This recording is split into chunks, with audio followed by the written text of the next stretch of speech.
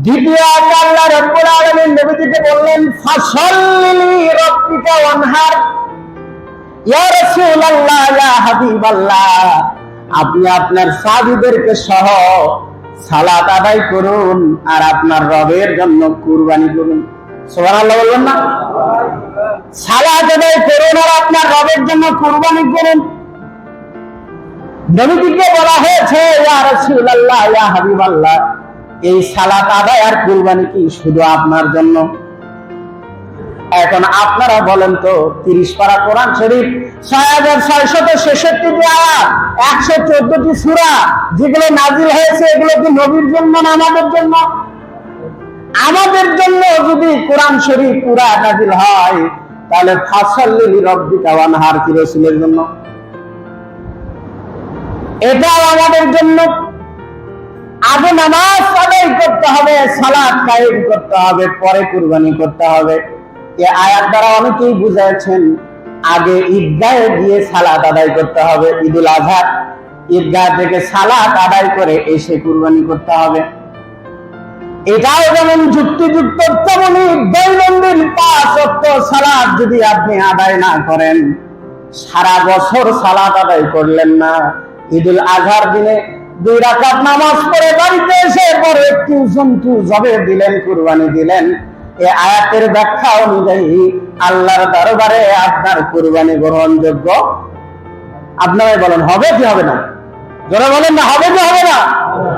হবে না। তাহলে কি করতে হবে? আগে সালাত আদায় করতে হবে, নামাজের পাবন্দ করতে হবে। আপনাকে সালাত আদায় করতে হবে, আপনার পরিবারের লোকজনকে উদ্বুদ্ধ করতে হবে, আত্মীয় স্বজনকে উদ্বুদ্ধ করতে হবে, নিজের ছেলে মেয়েদেরকে উদ্বুদ্ধ করতে হবে।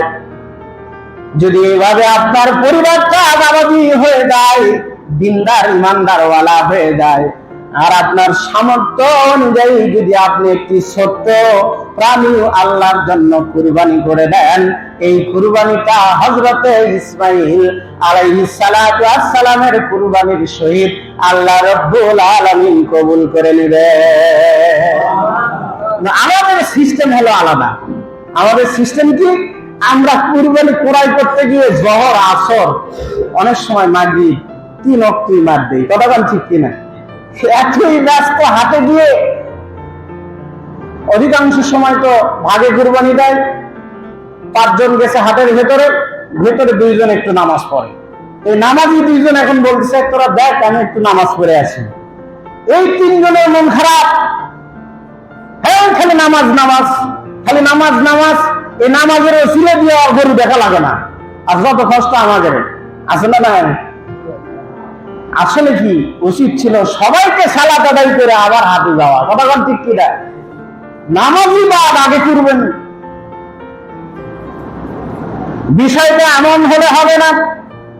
এজন্য ভাই আমি অনুরোধ করবো আপনাদেরকে, সালাত আদায় করতে হবে আপনাকে, আপনার পরিবারকে, আপনার আত্মীয় স্বজন প্রতিবেশীকে, তাদেরকে বোঝাতে হবে কুরবানির সামনে চলে আসছে, আপনি ভাগে যাবেন, সমস্যা নাই, 7 ভাগে কুরবানি দিতে পারবেন গরুতে, আপনি দেন, সমস্যা নেই। কিন্তু এমন এমন লোকগুলোকে বাছাই করে নেবেন যারা নামাজি, যারা হালাল হারাম মেনে চলে, যারা সুদ ঘুষ বেঁচে চলে, যারা অন্যায় অনাচার বেঁচে চলে, যারা অন্যের হক নষ্ট করে না, যারা হালালের দিকে ধাবিত হয়, তাদের সাথে যদি আপনি চলে আসেন, তাহলে আল্লাহর দরবারে আপনার কুরবানিটা কবুল হওয়ার সম্ভাবনা 100%। আর যত ভেজাল, যত পার্সেন্ট থাকবে, আপনার কুরবানি কবুল না হওয়ার সম্ভাবনাও তত % কমে যাবে। এজন্য এখনো লং টাইম সময় আছে, চিন্তা ভাবনা করে পা অগ্রসর হবেন। যদি এমন কেউ থাকে, তারা বলবেন আজকেই তওবা কর, মসজিদে যা, আসরের সালাত আদায় কর, তোর সাথে আমি কুরবানি দেব। আজকে যদি তুই তওবা করিস আর আজকে থেকে যদি নামাজ আদায় করা শুরু করে দিস, আর কেউ দেখ না দেখেন, তোর সাথেই দিব। কারণ যে ব্যক্তি আল্লাহর দরবারে খাস দিলে তওবা করবে, আল্লাহ রাব্বুল আলামিন তার বিগত জীবনের সমস্ত গুনাহগুলোকে মাফ করে দিবে, অর্থাৎ কোনো গুনাহই থাকবে না। তার সাথে কুরবানি কেন? আপনি যে কোনো হালাল কাজ করলে আল্লাহ খুশি হবেন। এই জন্য উদ্বুদ্ধ করবেন, তাকে ইসলামের দিকে, দ্বীনের দিকে সে যাতে ফিরে আসে, সেই প্রচেষ্টা আপনি চালাবেন, তাহলে কোরআনুল কারীমের একটি আয়াতের আমল আপনার দ্বারা হয়ে যাবে। আল্লাহ বলেছেন, তুমি নিজে বাঁচো জাহান্নামের আগুন থেকে, তোমার আহাল পরিবার, আত্মীয় স্বজন, বন্ধু বান্ধব, প্রতিবেশী, এদেরকেও জাহান্নামের আগুন থেকে বাঁচানোর জন্য চেষ্টা করো। ধরে বলেন সুবহানাল্লাহ। এই চেষ্টা আমরা অব্যাহত রাখবো তো ইনশাআল্লাহ। সম্মানিত হাজিরিন, এই জন্য আমাদেরকে অব্যাহত চেষ্টা রাখতে হবে।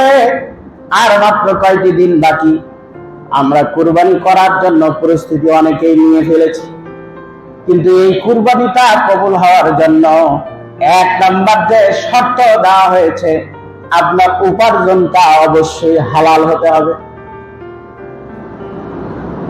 এই কুরবানিটা চারপাওয়ালা জন্তুতে হতে হবে,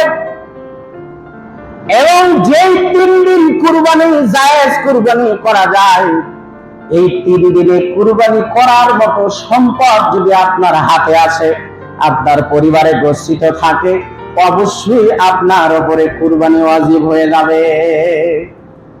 সমাজে একটা রীতি আছে যে সাম থেকে, মসজিদ থেকে ঈদের দিনে 5-7 কেজি গোস্ত এগুলি পাওয়া যায় কি যায় না? এদের মধ্যে দেখবেন অনেক টাকাওয়ালা মানুষ কুরবানি দেয় না। 10 বিঘা ধান লাগাইছে, 5 বিঘা জমিতে ধান লাগাইছে, ফসল ফলাচ্ছে, কুরবানির সময় এসে বলতেছে অভাব, হাতে টাকা নাই, এবার আর হবে না। এমন লোক আছে না নাই? আমি অপমান অপদস্থ করার জন্য বলতেছি না, তাদের বিবেকে একটু নাড়া দেওয়ার জন্য বলতেছি। আল্লাহ বিধান করেছেন 1 বছর পরে একটা জন্তু তুমি জবে দিবা, কুরবানি করবা আল্লাহকে খুশি করার জন্য। আল্লাহ যে জন্তুর লোম, খুর, সমস্ত কিছুর ওজনে হাসরের ময়দানে তোমার আমল নামায় আল্লাহ নেকি উঠায়া দিবেন। জোরে বলেন সুবহানাল্লাহ। সেই জিনিস তুমি অর্থ ব্যয় হবে বিদায় দিতে পারলে না। কিন্তু নবী রাসূল যারা ছিলেন, হযরত ইব্রাহিম আলাইহিস সালামের দিকে তাকান, তিনি তার সন্তানকে জবে দেওয়ার জন্য নিয়ে গিয়েছিলেন। তার প্রেম ভালোবাসা আল্লাহ রাব্বুল আলামিনের দরবারে কত উচ্চ। নবী সাল্লাল্লাহু আলাইহি ওয়াসাল্লাম সালাতের কথা শুনে, কুরবানির কথা শুনে, এই কুরবানি যে ত্যাগ, কুরবানি শব্দের অর্থ ত্যাগ করা, যে ত্যাগের যে মহিমা আল্লাহ রাব্বুল আলামিন নবীকে বুঝালেন, তিনি সন্তান হারানোর বেদনা ভুলে গেলেন। আর আমরা কিছু অর্থ যাবে, এই অর্থ চলে যাবে, এটা খেয়ে শেষ হয়ে যাবে, এই জন্য আমরা দিতে রাজি হই না। আগের জামানায় তো এটা জন্তুটা উৎসর্গ করে দিতে হতো, আকাশ থেকে আগুন এসে কুরবানির জন্তুটা পুড়ে ছারখার হয়ে যেত। এখন তো আল্লাহ রাব্বুল আলামিন তার বান্দাদের, আখির নবীর উম্মতদের ভালোবাসায় সিক্ত হয়ে রব্বুল ইজ্জত আল জালাল তাদের আপ্যায়নের ব্যবস্থা করে দিয়েছেন। জয় বলেন সুবহানাল্লাহ। এটা আপনি খাইতে পারবেন, রাখতে পারবেন, দান করতে পারবেন, সত্য করতে পারবেন, কোনো সমস্যা নাই। আপনার ইচ্ছা অনুযায়ী আপনি খাবেন, দান করবেন, যা খুশি করবেন, 1 বছর রেখে খেতে পারবেন। সেই হাদিস বুখারী শরীফে, কোনো সমস্যা নাই। তারপরে যদি আপনি আল্লাহর জন্য সন্তুষ্ট চিত্তে একটা জন্তু কুরবানি না দিতে পারেন, তাহলে তো এর চেয়ে অসহায় আর কি হতে পারে।